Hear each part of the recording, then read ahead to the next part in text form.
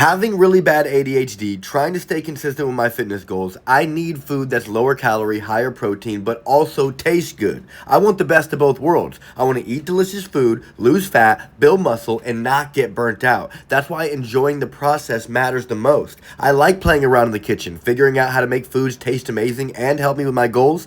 This spicy, sweet, Thai chili popcorn chicken is crispy, sticky, sweet, low calorie, high protein. Meals like this is how I stay consistent. That's the key to ADHD and fitness. You have to enjoy it so you keep wanting to do it. Full recipe in the caption. Try this out, check out my cookbook, and follow for more.